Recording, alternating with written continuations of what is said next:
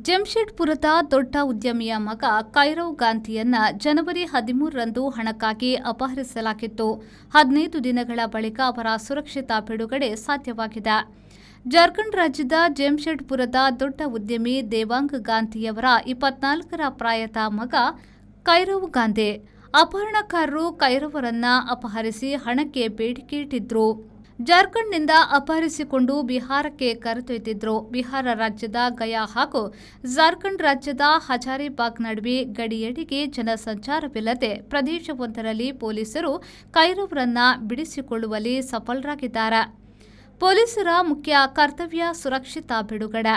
ಅದರಲ್ಲಿ ನಮ್ಮ ಪೊಲೀಸರು ಚಾಣಾಕ್ಷತನದಿಂದ ಕೆಲಸ ಮಾಡಿ ಸಫಲರಾಗಿದ್ದಾರೆ ಎಂದು ಜಮ್ಶೆಡ್ಪುರ ಪಿಎಸ್ಪಿ ಪಿಯೂಷ್ ಪಾಂಡೆ ಹೇಳಿದ್ದಾರೆ.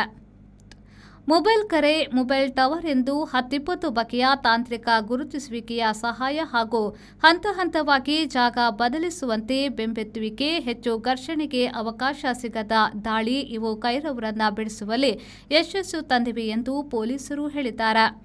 ಕೈರವ್ ಪತ್ತೆಗೆ ಪೊಲೀಸರು 7 ವಿಶೇಷ ತನಿಖಾ ತಂಡವನ್ನು ರಚಿಸಿದ್ರು. ಕೈರವ್ ಬಿಡುಗಡೆಯಾದರೂ ಅಪಹರಣಕಾರರು ಪರಾರಿಯಾಗುವಲ್ಲಿ ಯಶಸ್ವಿಯಾಗಿದ್ದಾರೆ. ಈ ಸಂಬಂಧ ಕೆಲವರು ಕೈರವ್ ಹಾಗೂ ಪೊಲೀಸ ಪಾತ್ರದ ಬಗೆಗೆ ಸಂಶಯವನ್ನ ವ್ಯಕ್ತಪಡಿಸಿರುವುದು ಕೂಡ ಕಂಡುಬಂದಿದೆ.